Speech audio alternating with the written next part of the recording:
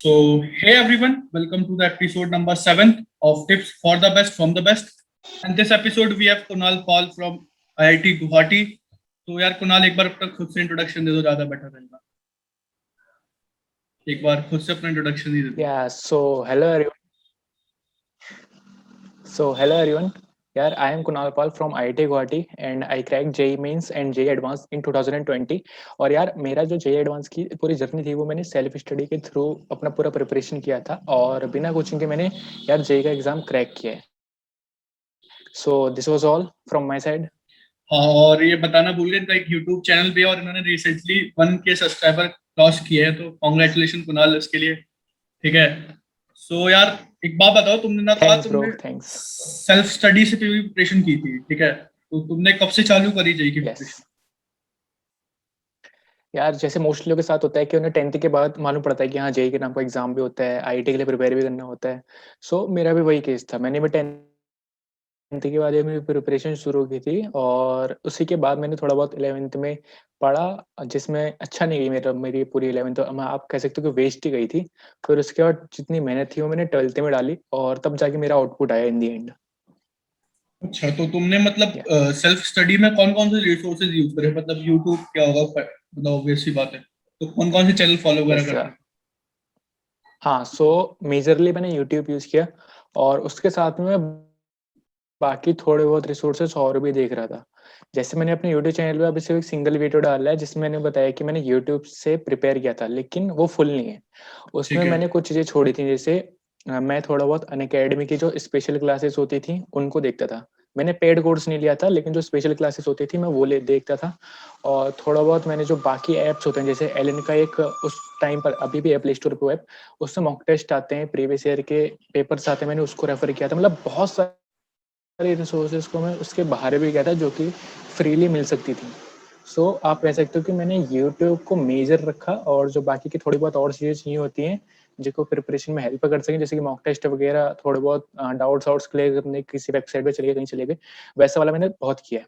सो majorly YouTube और उसके बाद ये ऐसी वाली रिसोर्सेज. और अगर मैं यूट्यूब पे चैनल्स की बात करूँ तो यूट्यूब पे जैसे मैं मैथ्स के लिए यूज़ करता था अपने समीर सर, जो कि अनअकैडमी जेईई में बहुत अच्छा पढ़ाते हैं. आई थिंक वो मैथ में बहुत अनअकैडमी से टॉप एजुकेटर हैं. और दूसरे टीचर में मैथ में फॉलो करता था नेहा मैम को, जो कि वेदांतु मैथ्स पे पढ़ाती हैं. अभी वो अपना खुद का चैनल में वहाँ पढ़ाते हैं.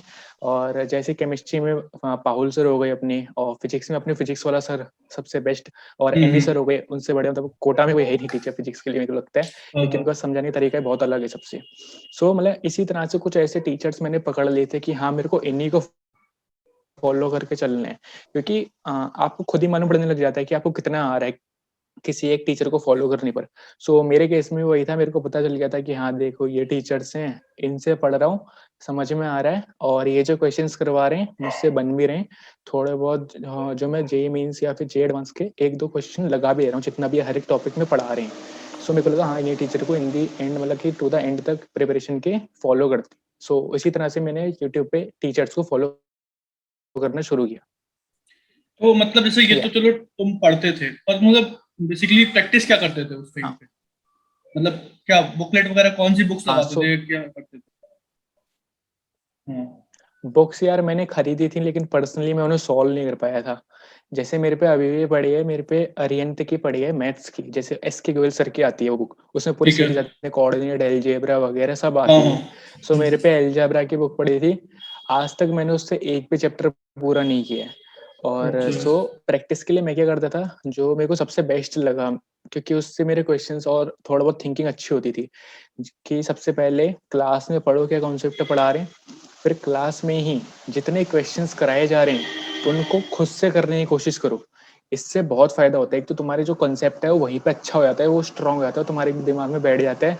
दूसरा, अगर तुम उसके क्वेश्चन सॉल्व कर लेते हो तो तुम्हारे अंदर एक नेक्स्ट लेवल कॉन्फिडेंस आता है. सो मैं यही करता था. और सिंस होता ही है कि क्लास में टीचर से बहुत ही अच्छे अच्छे क्वेश्चंस बच्चों को करवाते हैं, ताकि कंसेप्चुअल बिल्डिंग हो, और अच्छा क्वेश्चंस कराएंगे तो बच्चों का आउटपुट भी अच्छा आएगा. सो वो एक तरह से हैंड पिक्ड क्वेश्चंस होते हैं जो कि टीचर्स लेके आते हैं हमारी क्लास में करवाने के लिए या फिर लेक्चर्स के वक्त. सो उन क्वेश्चंस को करना बेस्ट रहता है. सो सबसे पहला सोर्स वो हो गया। दूसरा सोर्स अगर मैं बताऊं तो मैं दूसरा सोर्स था मेरे जेई के पीवाईक्यूज, चाहे जेई एडवांस और जेई मींस। अभी तक इतने सारे क्वेश्चंस आ चुके हैं हम पे, मतलब बहुत बड़ा सा अपने पे क्वेश्चन बैंक बन चुका है। सो वो भी एक तगड़ा रिसोर्स था मेरे लिए, क्योंकि उससे आपको मालूम पड़ जाता है कि आपकी प्रिपरेशन लेवल किस लेवल की है। सो ये मैंने फॉलो किया। तीसरा अगर मैं देखूँ तो जो जितने भी मैं मॉक टेस्ट वगैरह कहीं से देता था, या फिर मैंने 2-3 चैनल ऐसे भी फॉलो कर रखे थे जहाँ पर मैं प्योरली सिर्फ क्वेश्चन की प्रैक्टिस करता था। जैसे कि आपका अनअकैडमी एक्सेलरेट एक चैनल है, वहाँ ठीक है। पर प्योरली क्वेश्चंस के लिए वन शॉट सेशंस वगैरह लिए जाते हैं। वहाँ पे क्वेश्चंस बहुत अच्छे अच्छे कवर कराए जाते हैं जेई के लिए। सो मैं वहाँ प्रैक्टिस करता था। 2-4 मैंने ऐसे ही और चैनल, रैंडम चैनल्स पकड़ रखे थे, मैं वहाँ से प्रिपेयर करता था। सो इन द एंड हो क्या रहा था, मैं इतने सारे क्वेश्चन सॉल्व कर रहा हूँ, उनमें से जो क्वेश्चन मेरे को अच्छे लग रहे हैं कि हाँ ये क्वेश्चन अच्छा है, इसका कंसेप्ट बहुत तगड़ा था, या फिर ये क्वेश्चन मुझसे नहीं बना, इसमें ये चीज़ लग रही थी। सो मैं ऐसे क्वेश्चंस को अपने नोट्स में ऐड करता जाता था। सो इससे मेरे जो पूरा नोट्स था उसमें एक बहुत तगड़ा क्वेश्चन बैंक बन चुका था, और इसी तरह से मैं अपनी पूरी प्रैक्टिस जेई के चैप्टर्स के लिए करता था।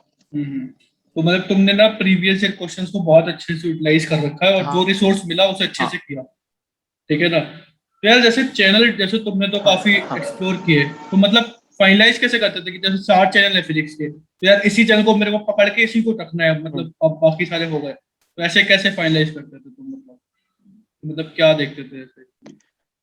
देखो फाइनलाइज तो कभी नहीं हुआ। जैसे फिजिक्स के लिए मेरा क्या था, मैं एनवी सर से पढ़ूंगा तो फिजिक्स वाला सर से पढ़ूंगा। अब ठीक है। होता क्या था कि मैं जिन भी टीचर्स को फॉलो कर रहा हूँ उनमें सबसे पहले देखूंगा कि किसके लेक्चर्स अवेलेबल हैं, फिर उन ठीक है। लेक्चर्स में घुसूंगा कि हाँ ऐसा ऐसा हो रहा है और समझ में आ रहा है मेरे को, और मैं नोट्स भी बना पा रहा हूँ इस चीज़ के, तो मैं उसी को हम्म। फॉलो करूंगा पूरे अच्छे से।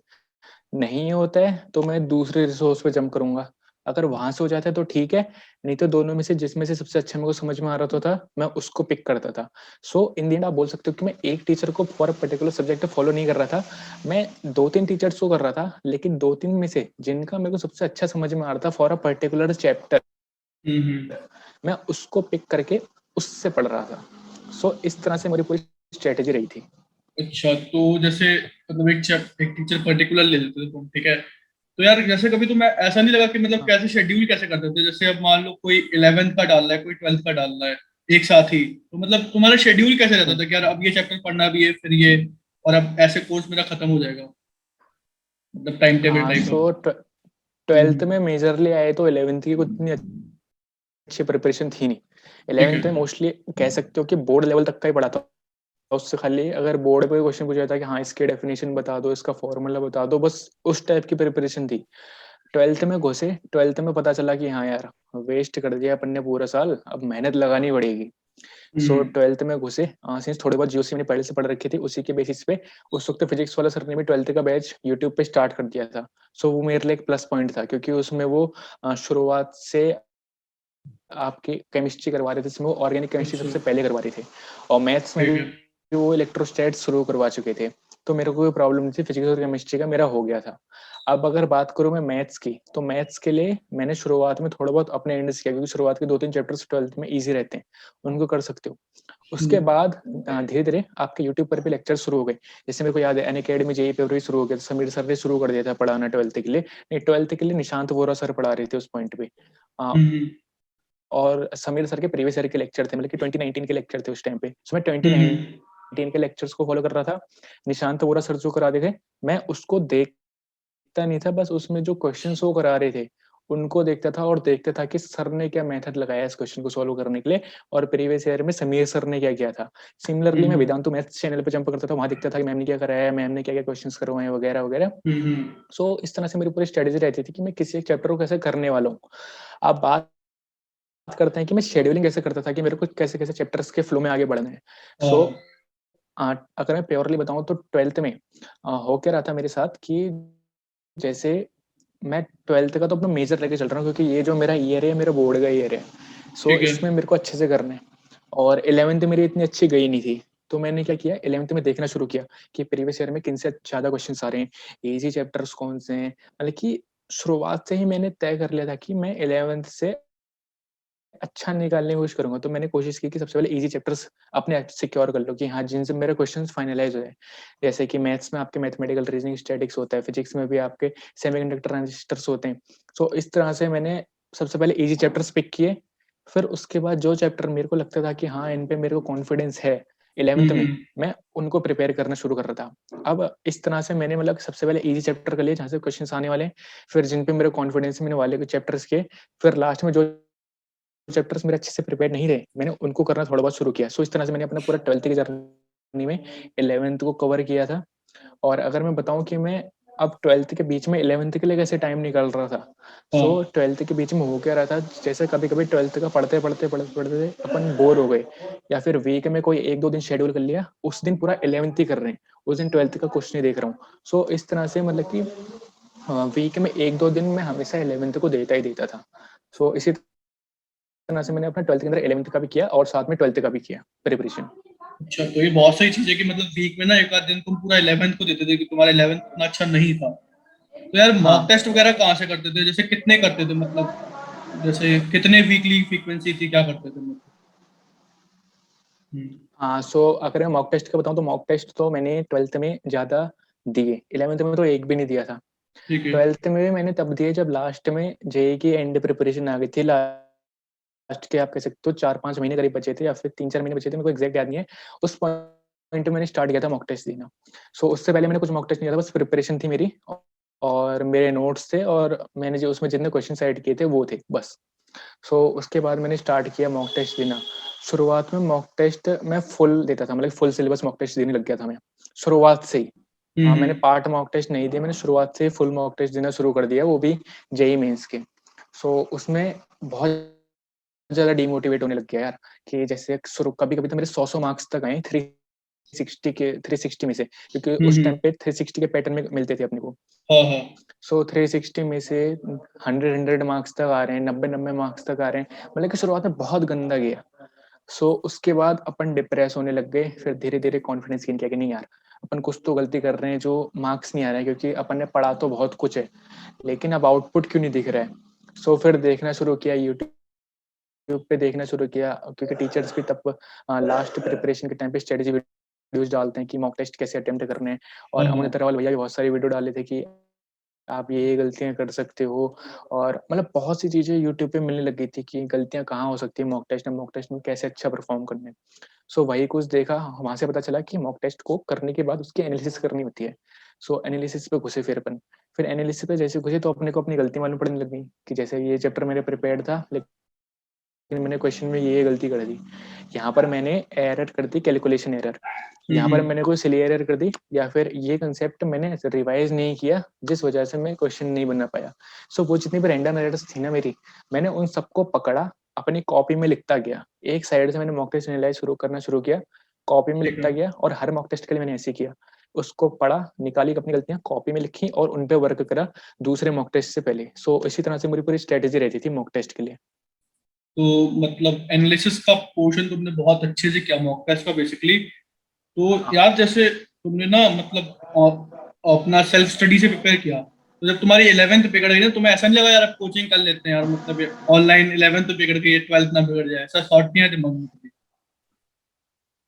क्या कहीं ऐसा ना हो, थॉट सिलेक्शन तो ना आया हो? था, लेकिन अब दिमाग में वही फीलिंग आने लग गई कि यार इतना सारा रिसोर्सेज तो वैसे यूट्यूब पे अवेलेबल था, क्योंकि ठीक है। 11th में भी आपका अकेडमी जेई पे लेक्चर्स आने शुरू हो गए थे, वेदांतों पे भी लेक्चर्स आने लग गए थे। अपन से वो हम्म। तो हो नहीं पा रहा है, अगर कोचिंग में घुसे या फिर किसी ऑनलाइन का अपन ने कोर्स लिया तो वो तो कैसे ही होगा अपन से।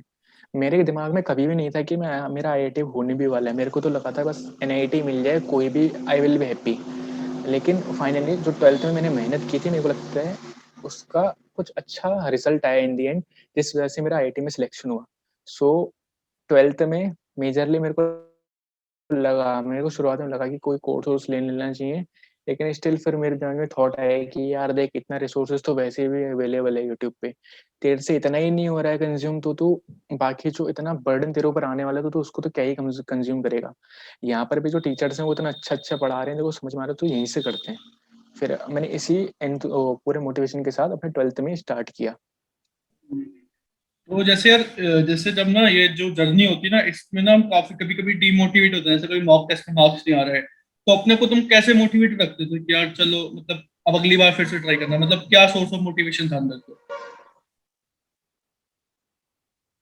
हाँ, सो अगर मैं मोटिवेशन की बात करूँ तो मोटिवेशन तो सबसे पहला यही था कि सबके मुँह सुना था, चाहे वो यूट्यूब पे देख लो, चाहे आप किसी बंदे से पूछ लो कि आईआईटीज़ में लाइफ बहुत तगड़ी होती है। अगर आप आईआईटी में घुसे तो अच्छा है आपके लिए, अगर आप उससे थोड़े कम के कॉलेज में जाते हो तो वहाँ पे आपके साथ बहुत सारी चीज़ें अलग हो सकती हैं। जैसे कि आपको अपॉर्च्युनिटीज़ कम मिल रही होंगी, आपकी कॉलेज लाइफ उतनी अच्छी नहीं रह रही होगी, आपके आस-पास जो एनवायरनमेंट होगा वो उतना अच्छा नहीं होगा, आपका जो पीयर ग्रुप होगा वो इतना एक्सीलेंट नहीं होगा जो कि आपकी तरह सोच रहा होगा। मतलब कि बहुत सारी चीज़ें मेरे दिमाग में आती थी उस टाइम पे। मेरे को अभी तक याद है कि मतलब कभी-कभी तो मैं रो भी जाता था जब मैं मॉक टेस्ट देता था तो, कि जब उसका रिज़ल्ट देखता था कि अबे यार इसमें तो नंबर ही नहीं आ रहे हैं अपने। फिर वही चीज़ दिमाग में आती थी कि यार देख एक अच्छा कॉलेज में जाएगा, क्योंकि कॉलेज तो जाना ही है, ये तो सभी को मालूम है 12th के बाद कॉलेज नहीं है। सो एक अच्छे कॉलेज में जाएगा तो मम्मी-पापा भी खुश होंगे और फाइनेंशियली भी ज़्यादा वो नहीं आएगा घर पे बर्डन, और अच्छा रहेगा मतलब इन द एंड तेरे लिए, और तेरे अंदर भी एक अच्छी फीलिंग आएगी कि हाँ, मैंने मेहनत की और मैं यहाँ पर आया हूँ। या और जो टीचर्स थे ना यार यूट्यूब पे वो कंटिन्यूअसली मोटिवेट कर रहे थे कि आपका सिलेक्शन क्यों होना चाहिए। क्योंकि आईआईटीज़ में लाइफ बहुत अच्छी होती है। वहाँ पे टीचर्स जिनका आईआईटी या फिर एनआईटी क्रैक हुआ है, वो खुद बताते थे कि यार हमारा ये एक्सपीरियंस रहा है उस आईआईटी के अंदर। सो उसको सोच के अपने मन में एक और फीलिंग आती थी कि यार क्या मतलब कि उनके आईआईटीज़ के अंदर या फिर एनआईटीज़ के अंदर जाकर ऐसा क्या होता है कि सर इतने अच्छे-अच्छे अपने एक्सपीरियंस हमारे साथ शेयर करते हैं। सो वो भी एक तरह का मोटिवेशन रहता है कि जैसे मेरे को अभी भी याद है जो विनीत खत्री सर हैं अपने एटीपी स्टार वाले, वो बताते थे कि आईआईटीज़ के अंदर जो साइकिल चलाने की फीलिंग होती है ना, या फिर जो एनआईटीज़ के अंदर साइकिल चलाने की फीलिंग होती है, जब आप वहाँ के एक स्टूडेंट होते हो तो वो एक नेक्स्ट लेवल फीलिंग होती है। और वो मैं खुद महसूस भी कर चुका हूँ जब मैं आईआईटी गुवाहाटी में अभी 1 महीने के लिए गया था तो। सो उस पॉइंट पे जब साइकिल चलाई ना वहाँ पर, तो ऐसा लगा कि मतलब एक नेक्स्ट लेवल फीलिंग आती है अपने अंदर से। सो ये कुछ ऐसे मोटिवेशन के सोर्सेज़ रहते थे कि नहीं यार करना ही है। भले ही मॉक टेस्ट में मार्क्स गंदे आ रहे हैं, लेकिन अपने को उठना है, कमबैक करना है और करना ही है एग्ज़ाम में।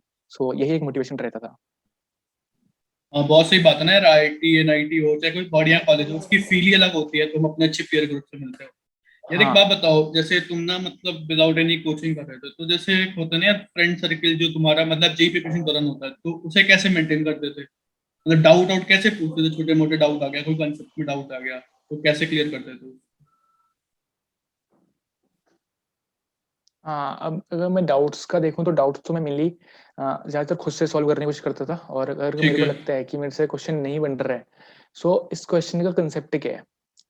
जो भी चीज़ है, मैं उसके रिलेटेड मैंने जो भी लेक्चर फॉलो किए थे, मैं उसको एक बार और देखूँगा कि कहीं ठीक है। मैंने कोई चीज़ छोड़ तो नहीं जो कि मैंने अपने नोट्स में ऐड ना किया हो या फिर मैंने अच्छे से देखी ना हो।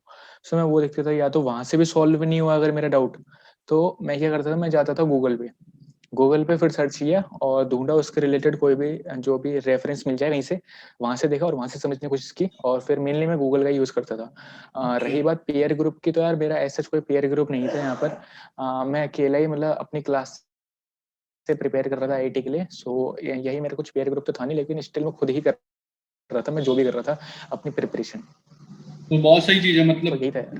पीयर ग्रुप बिना रहते हुए भी तुमने काफी चीजें मतलब डाउट्स ऑफ गूगल पे मिल तो जाते हैं, बट उसमें काफी थोड़ा टाइम कंज्यूम होता है प्रोसेस हाँ। में। तो यार जैसे ना तुमने ना एडवांस भी अच्छे से अच्छी रैंक पे क्रैक किया, you are in IIT Guwahati. तो मतलब तुमने जेई मेंस और जेई एडवांस, ठीक है, दोनों अलग अलग पेपर है और दोनों की मतलब एक तरह से अप्रोच अलग होती है। एडवांस के क्वेश्चन की अप्रोच अलग होती है थोड़ी सी। हमें थोड़ा मतलब क्वेश्चन हो सकता है बिना देखा हुआ हुँ। मिले, और मेंस में हमें कभी कभार देखा हुआ क्वेश्चन मिल सकता है। तो इन दोनों अप्रोच को मतलब कैसे टैकल करते थे? मतलब मेंस के लिए अलग पढ़ते थे या एडवांस के लिए, या दोनों को एक साथ लेके कैसे करते थे पेपर के दौरान? अगर पर्सनली पूछोगे तो मेरे को लगता है कि जो एडवांस के क्वेश्चन है, वो आपके 3-4 मेंस के क्वेश्चन नहीं है जो कि एक साथ कंबाइन कर दिए गए हैं। ठीक है। जैसे कि आप किसी भी अगर एडवांस के क्वेश्चन को देखोगे, सो जब आप उसको तोड़ना शुरू करोगे, तो वो बहुत सारे छोटे-छोटे क्वेश्चन्स में टूटता जाएगा। सो वही मेरे को लगता है। और रही बात कि मेरी प्रिपरेशन कैसी थी, तो यार मैं मेंस प्लस एडवांस की प्रिपरेशन कर रहा था अपने टाइम पे, कि जैसे किसी भी चैप्टर में अब होता क्या है, टीचर्स तो अपना पूरा मेंस से एडवांस तक का ही लेके जा रहे थे यूट्यूब पर भी, क्योंकि सबसे पहले ईजी क्वेश्चंस कराते थे, फिर उससे थोड़े से डिफिकल्ट, फिर उससे थोड़े से डिफिकल्ट, और इन दी एंड वो एकदम ही एडवांस लेवल के क्वेश्चन कराते थे। सो मेरी प्रिपरेशन तो मेंस प्लस एडवांस की थी, और अगर मैं बताऊँ तो यार प्रिपरेशन मेंस और एडवांस की मैंने कुछ अलग नहीं की थी, और किसी को भी नहीं करनी चाहिए, क्योंकि जो मेंस का सवाल है बस हम्म। वो इजी वर्जन है किसी एक एडवांस के क्वेश्चन का।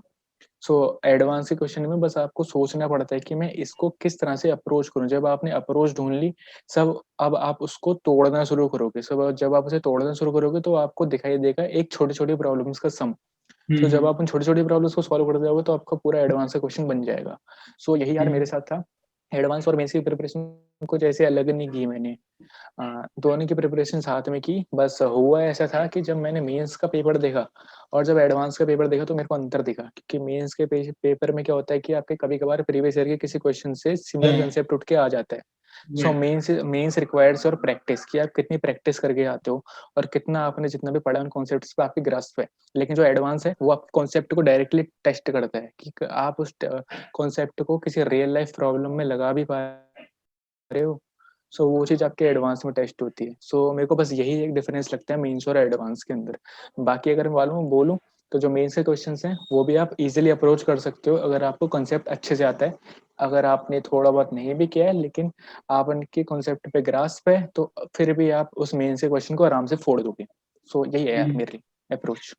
तो यार मतलब जैसे ना, तुमने ये तो बात सही है, पर जैसे अभी ना एडवांस आने वाला है, ठीक है, मतलब अभी तो टाइम है, पोस्टपोनमेंट का सीन चल रहा है। हमारे टाइम भी ऐसे था, लास्ट ईयर भी तुम्हारे टाइम भी यही था सेम। तो इस पोस्टपोनमेंट के टाइम में तुमने क्या मतलब एडवांस के लिए कैसे प्रिपेयर किया था? कौन सी बुक लगा, कौन सा रिसोर्स फॉलो करते थे? क्योंकि अब बच्चे पूछते हैं एडवांस के लिए क्या करें, तो तुम क्या कहोगे कि अभी क्या करना चाहिए बेसिकली एडवांस के लिए? सो यार देखो, एडवांस के लिए आपको अब थोड़े से अच्छे लेवल के क्वेश्चंस लगाने शुरू करने पड़ेंगे। अभी तक ठीक है। अगर अगर आप मेंस से क्वेश्चन लगा रहे थे तो इट इज गुड, लेकिन अब आपको अपना लेवल बढ़ाना पड़ेगा। अब अगर मैं बात करूं तो आपकी प्रिपरेशन के टाइम पे आपके टीचर्स ने आपको बहुत सारे क्वेश्चंस करवाए होंगे, या फिर आप जिस भी मटेरियल या फिर बुक को फॉलो कर रहे हो उसमें भी आपको ऐसे ढेरों क्वेश्चंस मिल जाएंगे जो कि एडवांस लेवल के होंगे। आप सबसे पहले अपने मेंस के क्वेश्चंस पे अपने ग्रास्प बनाओ कि आप मेंस के क्वेश्चन में कोई गलती नहीं कर रहे हो, और फिर उसके बाद आप धीरे धीरे धीरे एडवांस के क्वेश्चंस पे बढ़ो। अब अगर मैं मटेरियल की बात करूं तो एक तो आपके पास जो आपके टीचर्स ने या फिर आपने खुद का स्टडी मटेरियल खरीदा है, हम्म। आपने आपके पास वो होगा, या तो जिन भी टीचर्स को आप फॉलो कर रहे हो वही आपको मटेरियल देंगे। जैसे मेरे केस में क्या था कि उस टाइम पे जो अनअकैडमी एक्सेलरेट चैनल था ना यार, वो मैं हाँ। कहता हूँ मेरी प्रॉब्लम सॉल्विंग के लिए सबसे मेरे को बढ़िया चैनल लगा। क्योंकि वहां पर बहुत सारी एक साथ सीरीज चलाई जा रही थी। जैसे कि आपको वन शॉट रिवीजन की भी सीरीज थी उस पे, जहाँ पे मेंस के लिए आपके पूरे मैथ्स के जितने भी चैप्टर्स उनको एक एक घंटे में खत्म किया, जिसमें मोहित त्यागी सर भी थे और अपने एक और सर थे, मैं उनका भी नाम भूल रहा हूँ। सो वहां पे कवर किया गया है, आपके एडवांस रिलेटेड बहुत सारे क्वेश्चंस करवाए गए थे वहां पर। और दूसरा मैं बोलूं तो आपका केमिस्ट्री के लिए भी बहुत अच्छे अच्छे क्वेश्चंस वहां पे कराए गए थे। फिजिक्स के लिए वहां पर पंकज सर हैं। पंकज सर हम्म। बहुत अच्छा क्वेश्चंस कराते हैं। वो आपके उसके क्वेश्चंस भी कराते हैं आपके उसके नाम पीरियड भूल रहा हूँ मैं उस बुक का। पीरियड ऑफ इरोडोव के साथ एक और बुक है कुछ, क्रोटोव क्रोटोव। फ्रूट ऑफ के, हाँ। हाँ, क्रोटोव के क्वेश्चंस भी कराते हैं, और आपके रोडोफ के क्वेश्चंस भी कराते हैं, और उससे भी कुछ फॉरेन जितनी भी बुक्स हैं ना आपकी, उनसे भी कुछ कुछ क्वेश्चन उठा के लाते रहते हैं जो कि आपके सामने वो फिर वो प्रेजेंट करते हैं। सो उन क्वेश्चंस को करना भी बहुत अच्छा रहेगा आपके लिए, क्योंकि सर एकदम वैसे ही क्वेश्चन लाते हैं जो कि एडवांस में आ सकते हैं। सो वो मेरे को एक अच्छा सोर्स लगा, और वहां से मेरे को जो भी क्वेश्चन अच्छा लगा मैंने उसको अपने नोट्स में ऐड कर लिया। सो एक चैनल तो योग्य मेरा अनअकैडमी एक्सेलरेट। दूसरे चैनल की अगर मैं बात करूँ तो दूसरा चैनल था आपका मोशन एजुकेशन, जो कि अपने एनवी ठीक है। सर के जो कोचिंग इंस्टीट्यूट है उसी ने अपना चैनल लॉन्च किया यूट्यूब पे। वहां पर अपने टाइम पे क्या था, 2020 में एडवांस का क्रैश कोर्स लाए थे वो लोग। उसके ओके। अंदर वो लोग क्या कराते थे कि जितने भी फैकल्टीज हैं वहाँ के, वो लोग अपने अपने एंड से कुछ कुछ चैप्टर्स कवर करेंगे, और उन चैप्टर्स में वो लोग उन जो एक्सपेक्टेड एडवांस में आने लायक क्वेश्चंस हैं वो लोग उनको करा रहे होंगे। जैसे मैथ्स में मेरे को अभी भी याद है, एक सर थे जिन्होंने कोऑर्डिनेट ज्योमेट्री और डिफरेंट और कैलकुलस में इतने तगड़े तगड़े क्वेश्चंस कराए थे जो कि बिल्कुल एडवांस लेवल को मैच कर रहे थे, और एकदम ऐसे क्वेश्चंस थे कि बिल्कुल ट्रिकी से क्वेश्चन थे बहुत। और ऐसे फिजिक्स में अपने एनवी सर भी बहुत सारे अपने सेशंस ले रहे थे, और बाकी टीचर्स भी थे। सो बहुत अच्छे से वहां पर भी मेरे एडवांस के लिए क्वेश्चन सॉल्विंग उन लोगों ने करवाई। अब ये तो बात हो गई मेरी पूरी प्रॉब्लम सॉल्विंग की, और यहीं से मैंने कुछ कुछ क्वेश्चन जो मेरे को अच्छे लगे वो मैंने उठा के अपने नोट्स में भी डाल दिया।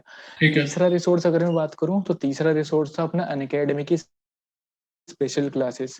अनअकैडमी में भी बहुत सारी स्पेशल क्लासेस होती थी उस टाइम पे फॉर जेई एडवांस 2020, जहाँ पर क्वेश्चन सॉल्विंग करवाई जा रही थी। सो मैं वहां से भी क्वेश्चन सॉल्व कर रहा था, जहाँ पर बहुत सारे इंटीजर टाइप, मैचिंग टाइप, आपके सब्जेक्टिव और आपके मल्टीपल चॉइस, आपका सिंगल चॉइस, आपके मतलब हर टाइप के क्वेश्चंस की वहाँ पे प्रैक्टिस करवा रहे थे, तो मैं वहां से प्रैक्टिस कर रहा था। तो ये 3 सोर्सेस मेरे मेजर थे जहाँ से मैं प्रैक्टिस कर रहा था फॉर एडवांस। अब नेक्स्ट आ जाते हैं कि अब मैंने मॉक टेस्ट कहाँ से देने शुरू किए एडवांस के। सो एडवांस की अगर मैं टेस्ट सीरीज की बात करूँ तो एलन की उस टाइम पे AITS की मैंने पेपर्स डाउनलोड किए थे, और मैंने कुछ कुछ पेपर्स अपने रेजोनेंस के भी डाउनलोड किए थे। फिडजी के मैंने डाउनलोड नहीं किए क्योंकि फिडजी में पहले ट्राई कर चुका था, उसमें बहुत ज़्यादा डिमोटिवेशन मिल रहा था मेरे को। सो मैंने कहा फिडजी नहीं करेंगे, क्योंकि यार इसका तो मेंस ठीक का है। ही इतना हाई लेवल बना रखा है इन्होंने पेपर। सो मैंने कहा एलन और रेजोनेंस का करेंगे। सो एलन का पकड़ा और रेजोनेंस का पकड़ा। इनके जो पेपर 1 और पेपर 2 थे, मैं उनको एग्जैक्ट एडवांस की टाइमिंग्स पे देना शुरू कर दिया था मैंने। जैसे सुबह के 9 से 12, फिर शाम हाँ, के मतलब दोपहर के 2 से शाम के 5 बजे तक। ठीक है। सो ये इन टाइमिंग्स के बीच में मैंने अपना एग्जाम देना शुरू कर दिया था। और शुरुआत में मार्क्स नहीं आ रहे थे, और मेरे किसी भी एग्जाम में उन वाले पेपर्स के अंदर मेरे ऐसे ही मार्क्स आ रहे थे 120, 130, कभी कभी ज़्यादा से ज़्यादा हो गया तो 140। मतलब कि मैं हर बार अपना कांस्टेंट मेहनत कर रहा था कि मैं और ज़्यादा मार्क्स लाऊं, लेकिन जो मेरे मार्क्स थे वो इसी लेवल पे थोड़ा बहुत आ रहे थे, क्योंकि उससे आगे के जो क्वेश्चंस थे वो मैं बना तो लेता था, लेकिन उनको मैं टाइमिंग के अंदर सॉल्व नहीं कर पा रहा था। टाइमिंग मतलब कि मैं आउट ऑफ टाइम जाके अगर मैं पेपर को एग्जाम के बाद लगाऊंगा तो मैं 1-2 क्वेश्चन या फिर 3-4 क्वेश्चन निकाल ही लूंगा कहीं ना कहीं से उस पेपर में से। सो इसी तरह से मेरी एडवांस की पूरी मॉक टेस्ट की प्रिपरेशन मैंने की, जिसमें मैं एग्जाम के बाद भी एनालिसिस भी कर रहा हूँ और कुछ कुछ क्वेश्चन को देख भी रहा हूँ कि इसमें क्या कंसेप्ट था, इसमें क्या कंसेप्ट था जो मुझसे नहीं बन पाया। सो मैं फिर उनकी भी प्रैक्टिस करता था। हम्म। तो सो यार बस अभी, यही तैयार मैं मॉक टेस्ट के लिए। तो यार जो भी ऑडियंस देख रही होगी ना, उसमें कुछ बच्चे ना इस साल से प्रिपरेशन चालू करेंगे, ठीक है, और वो सेल्फ स्टडी के लिए करना चाह रहे होंगे, तो तुम उन्हें क्या राय दोगे कि मतलब यार इस तरह से करना, तो तुमने कोई गलती करी हो तो उसे रिपीट मत करना अगर तुम्हारी कोई मिस्टेक रही तो। सो यार अगर जितने भी बच्चे अभी क्लास 10 से अपने क्लास 11th में आए, सो सबसे पहले तो यार उनको यही एडवाइस करूंगा कि ये गलती बिल्कुल मत करना कि हमने 10th में बहुत मेहनत कर ली, अभी थोड़ा सा चिल मारी। जिनको भी यार जेई की प्रिपरेशन करनी है, प्लीज अपना कुछ कुछ प्रिपरेशन अभी से शुरू कर दो, क्योंकि ये आपको अभी फील नहीं होगा, जब 12th में जाओगे तो फील होगा।